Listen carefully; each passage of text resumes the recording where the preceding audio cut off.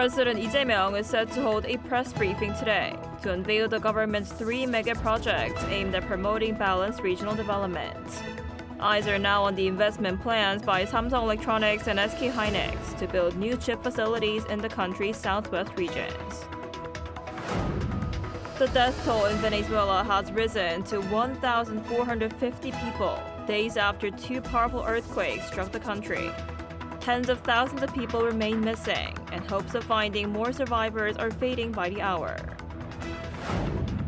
The U.S. and Iran exchanged fresh strikes over the weekend as Tehran launched drone and missile attacks targeting Bahrain and Kuwait in retaliation for U.S. attacks on Iranian military sites.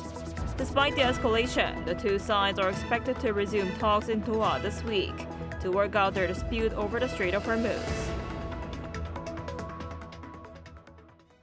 Hello and thanks for joining us on Arirang News. President Lee Jae-myung will hold a briefing at the Blue House this afternoon to unveil the government's 3 mega projects aimed at boosting regional growth. The initiative centers on semiconductors, AI data centers, and physical AI. Attention is on Samsung Electronics and SK hynix, which are expected to announce major investment plans for new chip facilities in the country's southwest. Relevant ministries will present measures to support the projects, including infrastructure development. Arirang News will bring you live coverage of the event, which begins at 2 p.m. In Korea's stock market saw volatility this morning, with the secondary KOSDAQ triggering a buy-side sidecar at around 9:40 a.m. The tech-heavy index was up by over 6% by 10 a.m., driven by rotational trading as investors shifted funds from the KOSPI to the KOSDAQ. Growing expectations over new market revitalization policies ahead of the KOSDAQ's 30th anniversary in July are also believed to be a reason for the increase. The benchmark KOSPI saw a drop of around 3% shortly after opening, following a sharp drop in U.S. tech stocks last Friday, which hit memory-related stocks hard.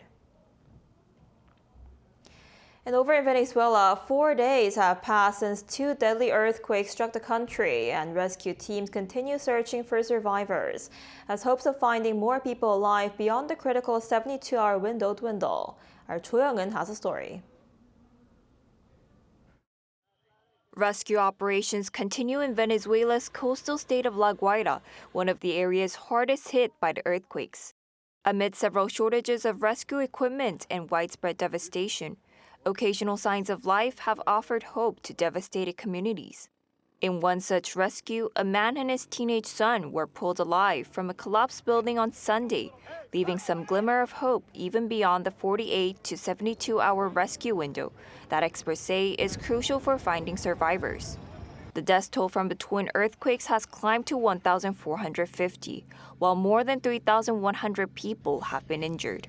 Authorities say tens of thousands remain missing, with hundreds of buildings reduced to rubble. As civilian volunteers, international rescue teams, and dogs continue searching through collapsed buildings, humanitarian aid is also being stepped up to support survivors. The Venezuelan government expressed gratitude for the growing international assistance, including equipment, medicine, and surgical supplies brought by the international delegations, saying it has welcomed help from every country. We have received everyone with gratitude and with open arms. We have made no distinction of any kind. To anyone who offers to help us, we immediately say yes. At this moment, we are not taking into account any considerations of a political or geographical nature, nothing at all. Peru's defense ministry said it has delivered more than 14 tons of humanitarian aid, following assistance from the United States and the United Kingdom. Additional rescue teams have also arrived from Mexico, Brazil, El Salvador, France, and several other countries. According to the United Nations, more than 2,200 international rescue workers had reached Venezuela by Saturday, with more teams continuing to arrive. Cho Young-eun, Arirang News. The United States and Iran exchanged fresh military strikes over the weekend, with Tehran targeting Bahrain and Kuwait in retaliation for U.S. attacks on Iranian military sites. Despite the escalation around the Strait of Hormuz, the two sides are expected to resume talks in Doha on Tuesday in an effort to prevent the crisis from spiraling further. Our Lee Seung-jae has more. Iran and the United States moved closer to a broader regional confrontation over the weekend as both sides exchanged strikes in and around the Strait of Hormuz. Iran launched drones and missiles toward Kuwait and Bahrain on Sunday and warned that peace negotiations with the U.S. could come to a halt. Kuwaiti authorities said air defenses intercepted 2 ballistic missiles and several drones with no casualties or damage reported. In Bahrain, officials said an Iranian strike damaged a residential building near the international airport, destroying the top floor of the structure but causing no deaths. The attacks came hours after U.S. forces struck Iranian military surveillance infrastructure, communications systems, air defense sites, and drone facilities. The strikes followed an attack on the Panamanian flag tanker Kiku, which was carrying crude oil for Qatar Energy, a key mediator between Washington and Tehran. On social media, Donald Trump said the United States targeted Iranian missile and drone storage sites, as well as coastal radar facilities for violating the ceasefire agreement, warning that Washington could escalate its military response if attacks continue. U.S. Ambassador to the United Nations Mike Waltz echoed that message, saying the United States would continue military operations if Iran persisted in attacking commercial shipping in the Strait of Hormuz or American forces in the region. Despite the escalation, diplomatic efforts continue. According to Axios on Sunday, Iran and the United States have reportedly agreed to halt attacks on each other and meet again on Tuesday in Doha to discuss the Strait of Hormuz crisis and the future of negotiations. Lee Seung-jae, Arirang News. The head of the World Health Organization says Europe's unprecedented early summer heat wave may be responsible for over 1,000 excess deaths. The WHO chief said Sunday that more than 1,300 excess deaths linked to high temperatures have been recorded across Europe since June 21st. Temperature records were broken over the weekend in countries including Germany, Poland, and Czechia as the heat wave spread eastward. In France alone, officials reported around 1,000 excess deaths since Wednesday, many involving people aged 65 and older. Experts say the extreme heat has been driven by a heat dome effect that traps hot air over the region.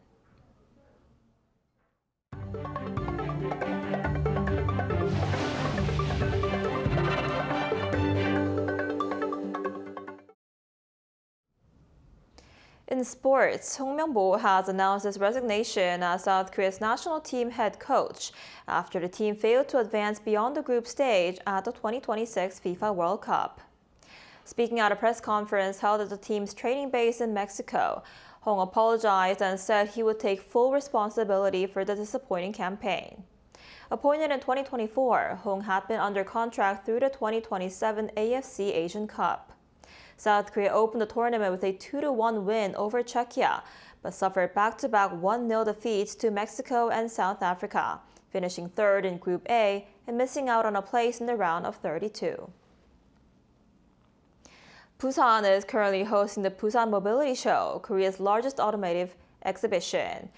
Running through this Sunday, this year's event offers a comprehensive look into both the present and the future of the mobility industry. Our Lee Ji-yeon was there. The next generation of transportation has arrived in Busan. Under the slogan of Moving Tomorrow, the 2026 Busan Mobility Show showcases the innovations that will drive the future of mobility from roads to the skies. Major automaker brands, including Hyundai Motor, Kia, and Genesis, have gathered to unveil new vehicles and mobility technologies. Hyundai Motor Group is commanding the spotlight at the show. The biggest highlight is the world premiere of the all-new Avante sedan, which features a huge screen called Pleos Connect. Pleos Connect features an AI-powered generative assistant, allowing drivers to control in-car functions with their voice. One of the key features is that Pleos Connect is available even on our entry-level models, making the technology more accessible and helping ease the financial burden on consumers. Meanwhile, Kia is focusing on electric vehicles, showing its popular EV3, 4, and 5 lineup, which has recently seen great success in both domestic and European markets. Kia especially emphasized the PV5, which it calls a purpose-built vehicle. Its modular body can be swapped for different uses, from school buses and ice cream trucks to mobile banks, showcasing how vehicles are evolving into mobile service platforms. Korea's automotive industry will completely transform from a traditional hardware manufacturer into a comprehensive mobility service provider that designs every aspect of daily travel. Vehicles will evolve into continuously updating devices, much like smartphones.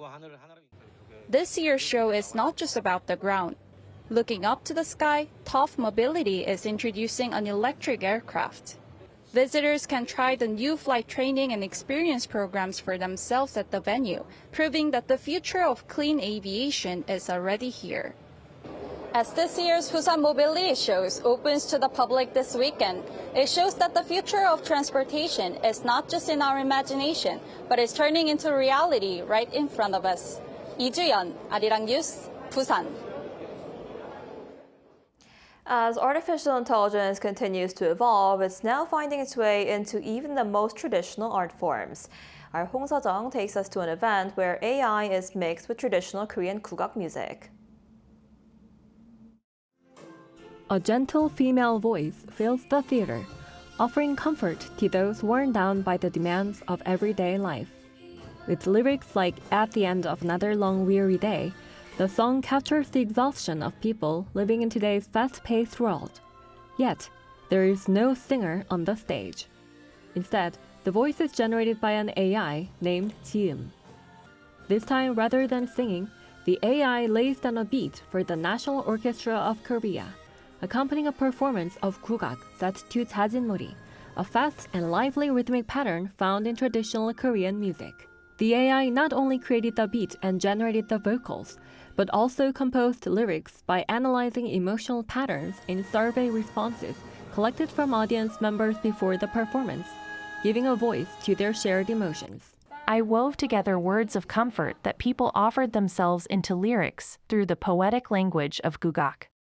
The chief content officer of Posalabs, the company behind the AI, says some of the AI-generated works were arranged by members of the orchestra, while others were completely reimagined. He says AI can serve as a valuable creative partner, helping composers explore genres and musical styles they may be less familiar with. Every composer has their preferred genres. When working in a style they're less familiar with, AI can be a valuable creative partner. For instance, an EDM composer may not be accustomed to orchestral writing. If they want to explore that style, AI can generate melodies or orchestral ideas they might not have come up with on their own. At the same time, performing alongside AI also came with its own challenges. When people perform, the tempo is naturally a bit flexible. It speeds up or slows down slightly, depending on the emotion, and there's a certain natural sense of breathing in the music. AI isn't quite able to capture that yet. So when performing together, having to keep such a precise, fixed beat did feel a bit demanding. The concert concluded with enthusiastic applause and a standing ovation from the audience. Like this performance that brings together tradition and innovation, the future of music may be shaped not by humans and AIs working alone or in competition, but by the harmony they create through coexistence. Hong Seo-jung, Arirang News. South Korea celebrated Railway Day over the weekend. As rail lines have closed or merged over the years, many train stations that once bustled with passengers have been left abandoned. Now, some are being brought back to life as walking trails and popular photo destinations. Our Park Tae-ryung went to take a closer look. Ningnae Station in Namyangju, Gyeonggi-do Province sits quietly against the backdrop of gentle mountains. Surrounded by peaceful nature, the former station is no longer just a forgotten stop. Today, it serves as a resting place for cyclists and a photo spot for visitors. This place is popular on social media, so I came to take a look. I love the quiet, relaxed atmosphere. It's fun to see what an old train station was like. Built shortly after the Korean War, Ningnae Station served the area for more than 5 decades before closing in 2008 when the Chungang Line was rerouted. The former station still keeps the charm of an old railway stop and is loved now as a retro-style getaway connected to bike paths and walking trails. Hwarangdae Railroad Park in Seoul takes the idea a step further. Built in 1939 during the Japanese colonial period, Hwarangdae Station once served trains and passengers traveling between Seoul and Chuncheon. But in December 2010, it ended its role as a railway station with the opening of the double-track electrified Gyeongchun Line.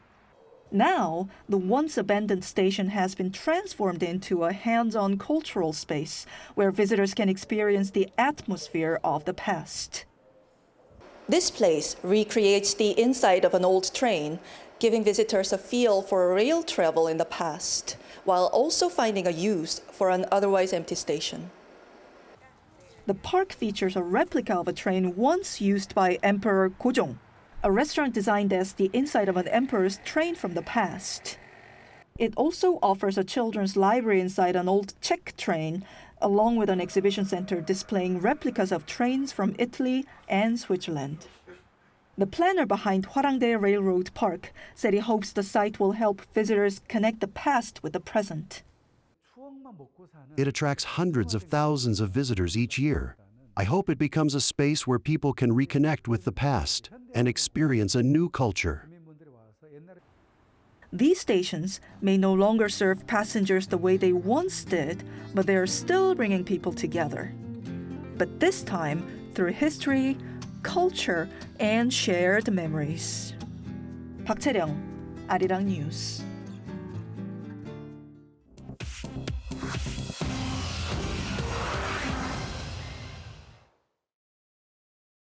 This is The World Now, bringing you everything you need to know from around the globe. A helicopter belonging to Saudi oil giant Aramco has crashed on the country's east coast, killing all 14 on board. The Saudi state news agency reported the crash happened at 6 in the morning on Sunday in Las Tanura, west of the Strait of Hormuz, though authorities said the cause remains unknown. Aramco had just resumed crude oil loadings at its Ras Tanura terminal on Friday after a halt of nearly 4 months. Saudi Arabia, the world's biggest oil exporter, has ramped up output ahead of the interim deal to end the war between the United States and Iran. In Thailand, an Australian man has been arrested and charged with murder over the death of a 17-year-old Thai girl whose body was found in a suitcase in the resort city of Pattaya. Police arrested the suspect at Bangkok's main airport on Saturday as he prepared to fly back to Australia. He faces charges of murder, concealing a body, and taking a minor for sexual purposes. According to reports, he denied all charges and claimed he acted in self-defense. Police said CCTV footage showed him entering a condominium with a girl and leaving alone hours later carrying a suitcase, which he then transported by motorcycle to a grassy area near a railway line 10 minutes away. The victim's father said he was deeply saddened by the loss of his daughter. Her stepmother called for the harshest possible punishment. In France, a small plane carrying a pilot and 10 parachutists crashed on Sunday, killing all on board. The aircraft went down about 300 meters from the runway at Nancy-Essay Airport in northeast France, narrowly missing nearby homes in the town of Tomblain. A witness said that the engine fell silent as the plane was climbing, with no fire or explosion before it dropped vertically to the ground. The wreckage landed on a bike path near a shopping center. In Australia, the maximum penalty for social media platforms that breach its under-16 ban has been doubled to $99 million. The government, following updated legislation on Saturday, will also be able to make companies show evidence of compliance amid struggles to enforce the law.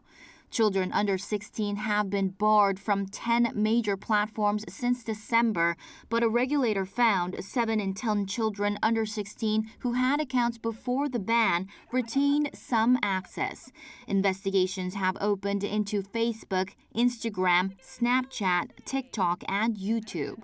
The UK, Indonesia, the UAE, and New Zealand are among the countries planning similar restrictions. Chu Ji-han, Arirang News.